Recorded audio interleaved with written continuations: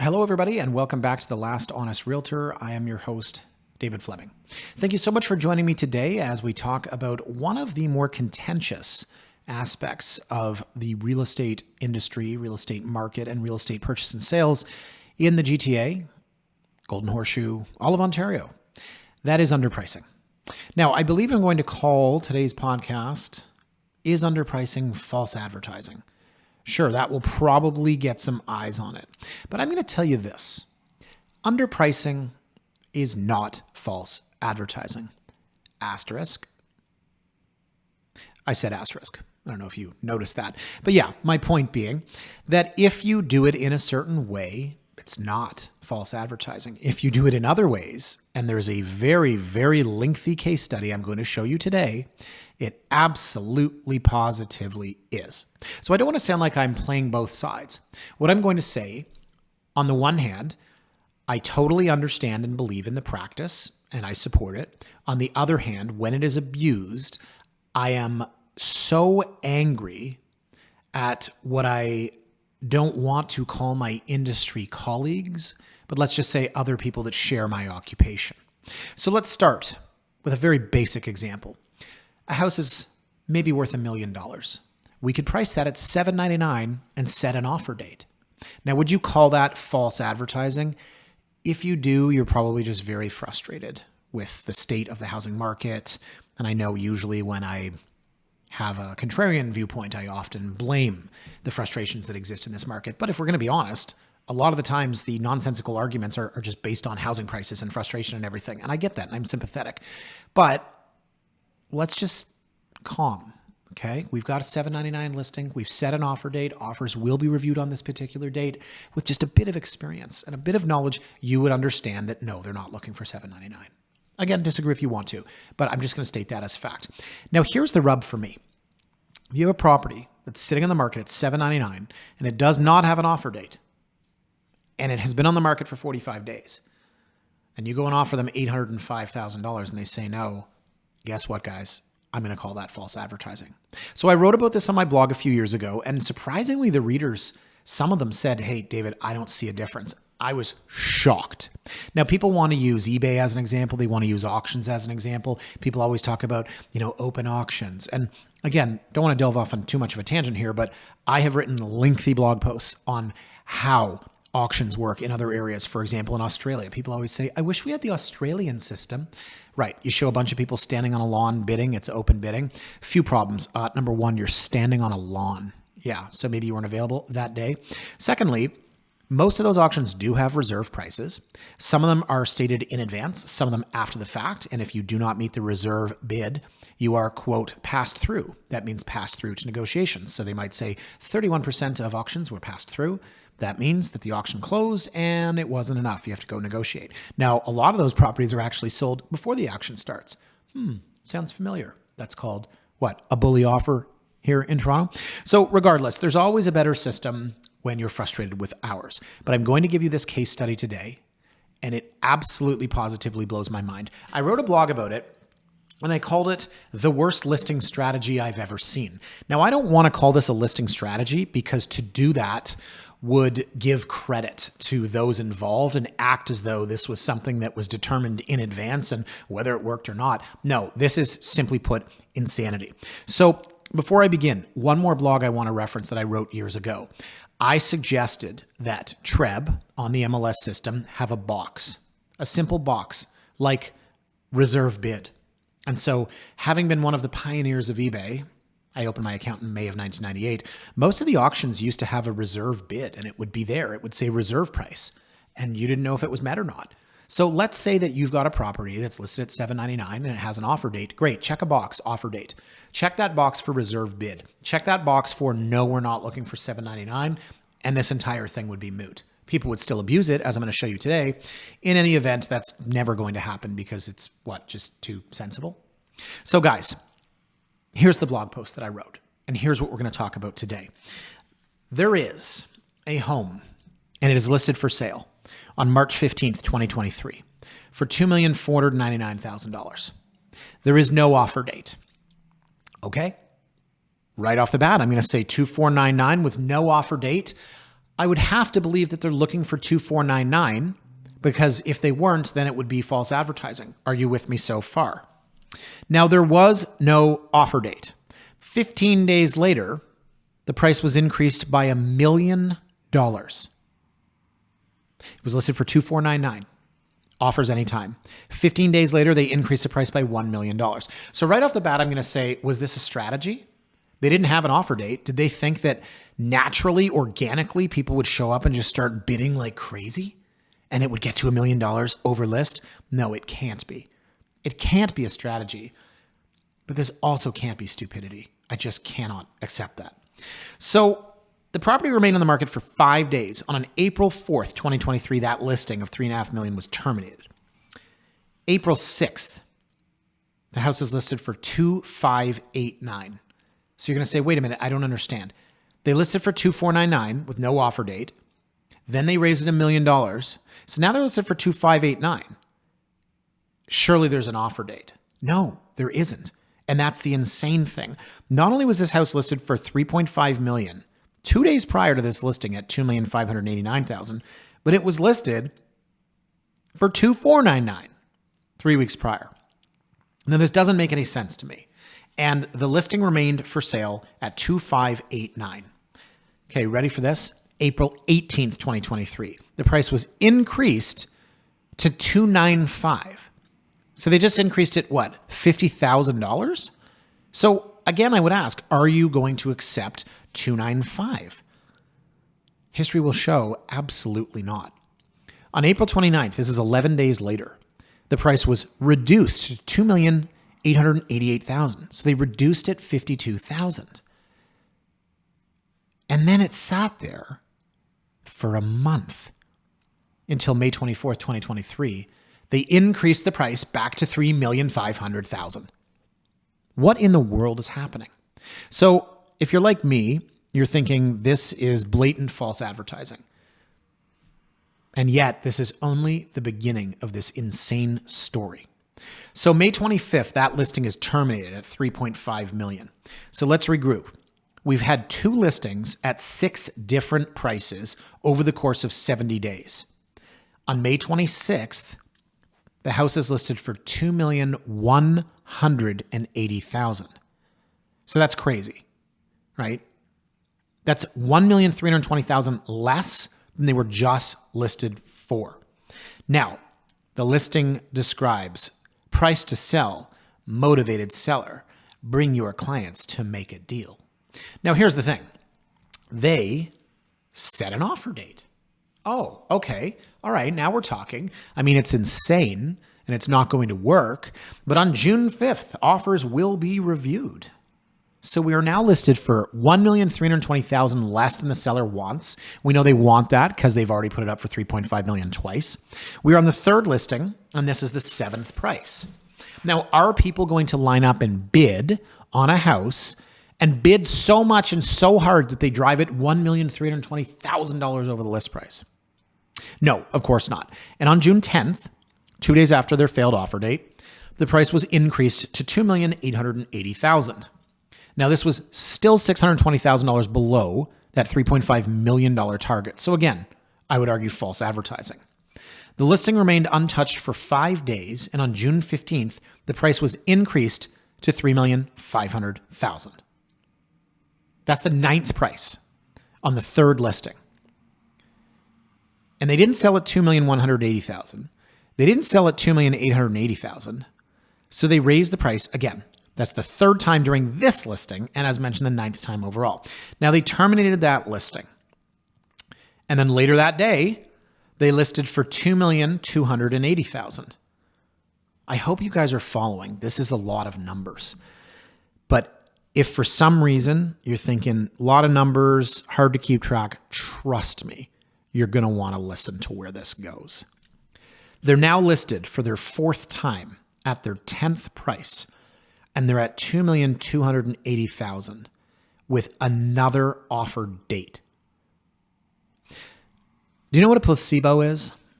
A placebo is nothing. It's prescribed to you by a doctor, maybe in a trial or maybe actually just a doctor prescribing a placebo. I saw this comedy routine years ago, and it was a doctor saying, "I'm prescribing you a placebo." And the sketch basically was a joke where the person said, "But I know it's a placebo, so it's not going to work." I've said this on my blog. It's been a routine or a sketch of mine. If people already know that you've been listed at 3.5 million 3 times, and people already know that you tried underlisting multiple times, underlisting again with an offer date is like saying to somebody, "I'm prescribing you a placebo." It completely defeats the purpose. So now these guys are on their 4th listing. They're at $2,280,000 and they're on an offer date again. They just priced for an offer date 2 weeks earlier. Now, obviously that didn't work. So then they increased the price by $700,000 to $2,980,000. But again, that's not a price they're willing to accept.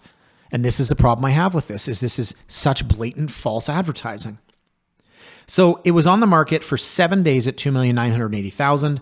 And then again, they increased the price to $3.5 million. If you're following along, that is now the 12th price. And that is the 4th time they've been at $3.5 million. So what's interesting about this is that every time they terminate the listing, they increase the price to $3.5 million and then immediately terminate. Now, I'd love to see all of the paperwork for this because something tells me that they're just doing whatever they want. And I have another problem with that. So later that day, this is crazy. I hope you're paying very close attention. Later that day, they list the house for $1,899,000. So I don't know what bothers me more, the manipulation of the MLS system, the false advertising, or the fact that these agents think that mankind is so stupid that this could actually work. They're now listed $1.6 million below what they want because they already tried it $1.3 million below what they want. And oh yeah, they did that last month. This is crazy. This is the 5th listing now, and we're at $1,899,000 with an offer date, and it didn't work. So of course, on July 10th, they increased the price to $3,300,000. And I'm thinking, oh, okay, so maybe 3.3. Maybe they're not looking for 3.5 anymore. Maybe something good has happened here. No. 1 week later, they increased the price to $3,500,000 again, and then they terminate again. They have now listed 5 times. They have now been at 15 different prices. They have now had 3 offered dates. And the false advertising is so incredibly blatant. I have no idea why or how this is permitted. Now, I have no vested interest in this. I don't have a client interested in this house or any in this area, but it bothers me because it's false advertising. It's a manipulation of the MLS system. And it just really makes the public hate real estate agents. Because if I was part of the public and I was looking at this, I would certainly hate real estate agents. Guys, let me take a very quick break. I'll be right back.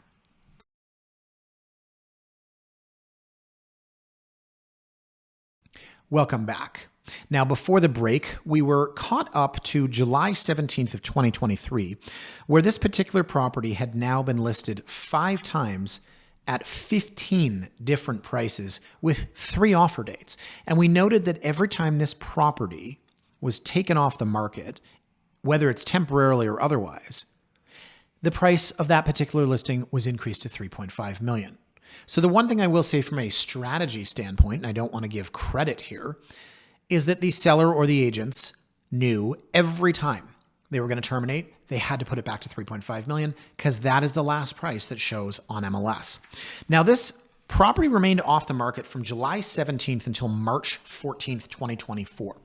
That's when the 6th listing came out at the 16th different price. It was listed for sale for $2,389,000. And they did have an offer date. But here's the crazy thing. This offer date was set for 29 days later. Now, me personally, I love a 6-day offer date. I like to list a property on a Tuesday, and I set offers for the following Monday. Many reasons why, but essentially I like a Monday offer date.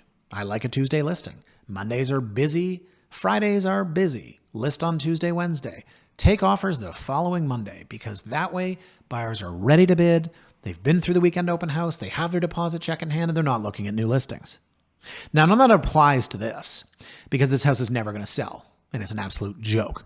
But 29 days, if you had said 8 or 9 or 10, fine. Sometimes I see people hold back for 12, 13, 14 days because that agent wants 2 open houses.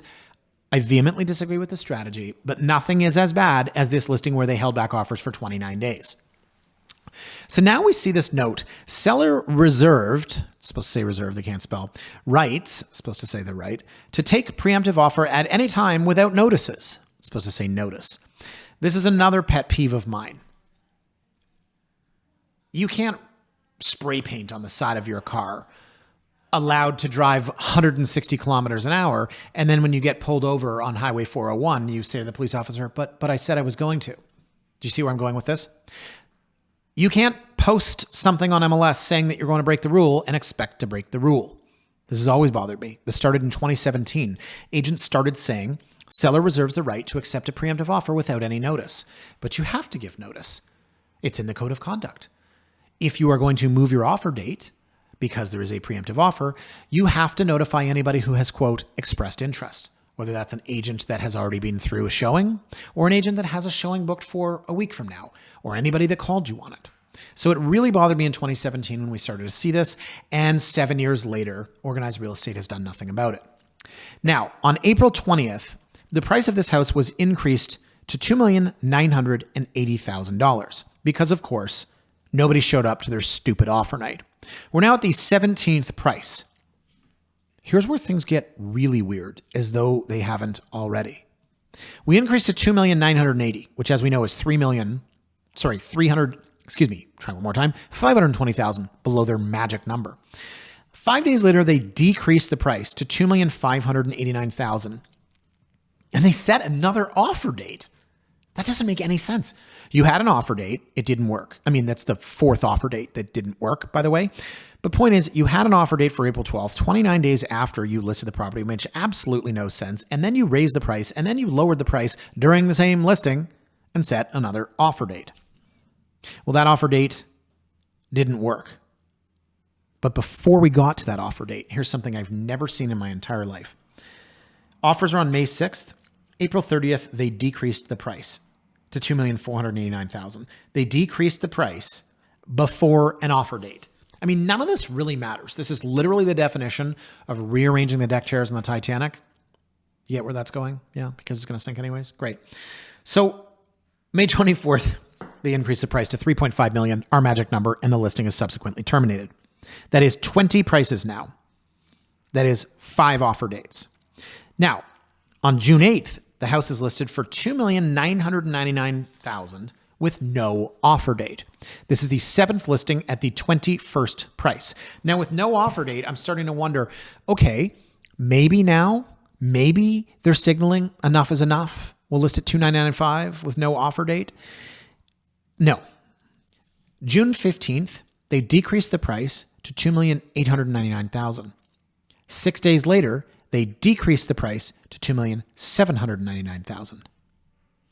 4 days later, they increased the price to $2,995,000. 1 day later, they decreased the price to $2,799,000. 1 day later, they decreased the price to $2,699,000. 3 weeks later, they decreased the price to $2,599,000. And then 4 days later, they increased the price to $3.5 million and terminate the listing. 28 prices. And the funny thing is, they didn't terminate the listing. I really looked into this. They suspended the listing.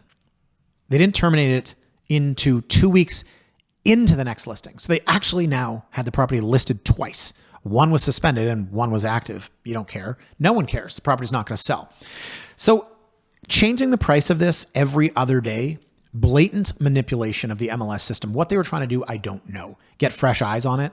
Were they trying to have this show up as an edited listing so that it appears in the updates in some MLS sections? We're now to July 24th, and this house is listed for $2,689. This is the 8th listing, the 29th price, and there is no offer date. We know they want $3,500,000. They're listed for $2,689. August 2nd, they decreased to $2,499. The next day, August 3rd, they increased to $2,689. The next day, August 4th, they increased to $3.5 million, and the listing is subsequently terminated. Because anytime you get to $3.5 million, you terminate the listing. This is where I start to get really angry.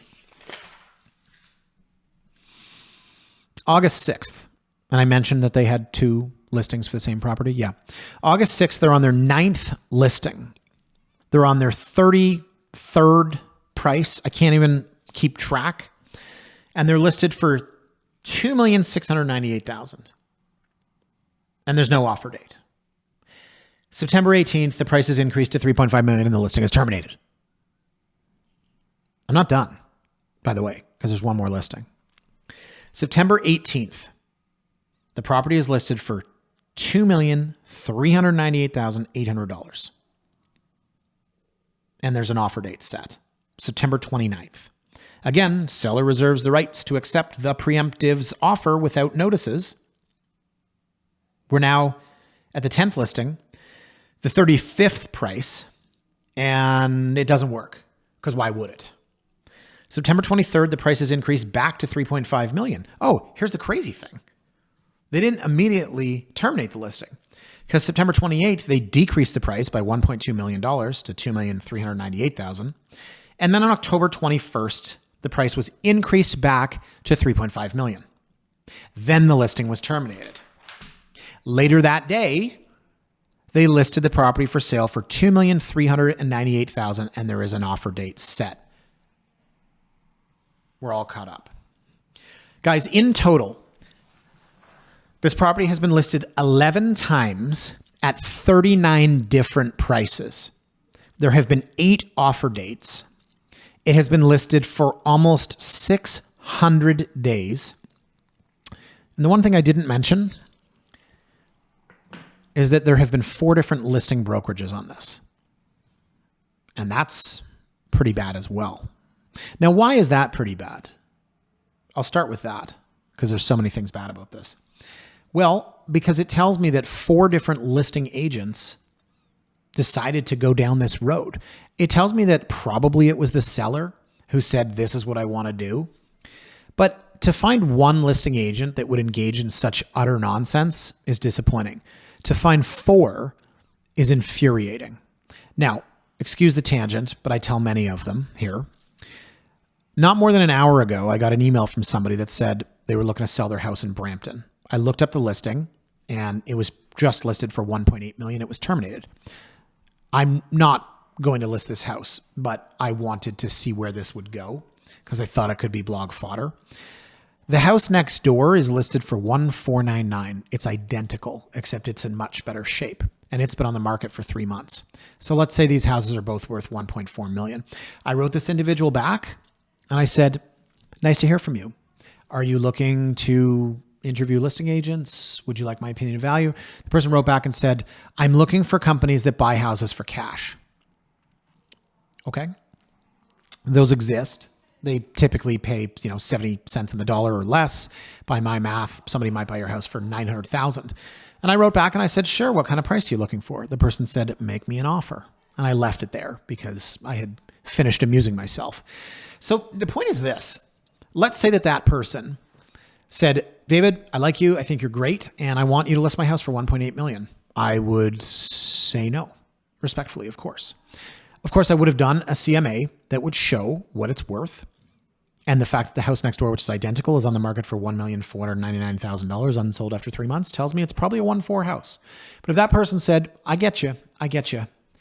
And whether they agree or disagree that the house is worth $1.4 million and said, I'd still like you to list my house for $1.8, I wouldn't do it. Not because I'm a bad person, but because that's not really what we do. Now, the point is this. With this ridiculous house, it was listed 11 times for 39 different prices with 8 failed offer dates. There were 4 different listing agents. 4 different people walked in there and said, yes, I will do this. So the third person, what were they thinking? They'd already looked at the listing history and seen twice already this property had been listed and the price had gone up and down like a yo-yo. Was that agent not offended? Was that agent not disappointed to see that previously another industry colleague had changed the price on Monday and then Wednesday and then Friday, all while false advertising? No.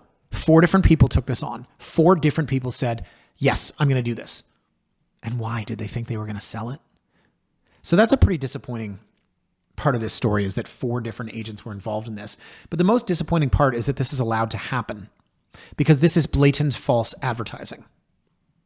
And again, I go back to the very beginning of this story today and I say, if you have a house that's worth $1 million and you list it for $799 and you say there's an offer date, is that false advertising? No, it's not. I contend that when you signal that you are looking for more than your list price. People could call it my asking price. Let's call it a list price. You can call it semantics, and I won't. The list price is $799. There's an offer date for next week. And God forbid you run some comparable sales and say, oh, this looks like it's worth $1 million. The presence of that offer date, which is specified in the MLS listing, tells us that this is merely a list price. I mentioned earlier, I believe it would be incredibly helpful if on MLS listings, TREB would allow us to check a box for reserve price or list price, not ask price. But again, it's too complicated. This mess of papers that you see before me, if you're watching on YouTube, or you can imagine it if you're listening on Spotify, is exactly what I hate about this industry. First of all, there are agents that will allow this to happen. There are agents that will walk into this. There are agents that will even strategize with this. But second of all, there's nothing really to stop this from happening. Now, I'm sure if somebody had made a complaint during this process, maybe, TREB would have sent a letter. And they do, right? I don't want to crap on TREB. There's a lot of listings, a lot of agents. There's a lot of stuff to look after. But someone has to notify them. Someone has to make a complaint. But to take a property that has been listed 5, 6, 7, 8 times, all for $3.5 million at the end, which is clearly what the seller wants, to list that for 2.5 with offers anytime, it's false advertising. To then decrease the price to 2.4, it's false advertising. Decrease the price to 2.3, false advertising. Increase the price at 2.8, false advertising. There's absolutely no way to explain away this behavior. It is all blatant false advertising, and it makes me so incredibly angry. So what do we do about it? If you're a member of the public, file a complaint. File a complaint to RICO. File a complaint to TREB. That's the only way that this stuff stops happening. But again, and I don't want to be a defeatist, I just don't know if organized real estate has the resources to police it. So again, I go back to the example of if the Toronto Maple Leafs suck and you're tired of them sucking, stop supporting the team. Because if they're continuing to sell out the arena, there's absolutely no reason for them to get better. And I've made this point for many years, right? I won't get off on too much of a tangent, but I was a massive Leaf fan, when I was like 21, when I was stupid like everyone else. And eventually I realized that it's a business and they don't really care about winning. Actually, now I've come to realize that they can't win despite all their resources. They haven't won a Stanley Cup since there were only 6 teams in the league. But the example I use is, hey, listen, if you want it to change, then don't support it. And, they're going to sell out and there's no reason to change. So in this case, I would say, who's hiring these agents? Who's cooperating with them? Who's showing this house? The behavior has to stop from the inside, or it has to stop from the top down, which is TREB and RICO. But guys, as far as the concept of false advertising goes, I believe that there is a right and a wrong. I have no problem with listing houses for $799 when they're worth $1 million, so long as you specify that there is an offer date. But when you do something like this is 11 listings, 39 prices, 8 offer dates, 4 listing brokerages, 600 days. I mean, it makes for good blog fodder and for a good podcast, I suppose, and hopefully it was entertaining, but man, is it ever disheartening. Anyways, guys, I'm going to leave it there for now. I hope you enjoyed this look at the difference between false advertising and underpricing. Thank you so much for watching on YouTube. Feel free to leave a comment for me and I'll try to respond. Feel free also to like, comment, or subscribe wherever you listen to your podcasts, and we will see you next time on The Last Honest Realtor.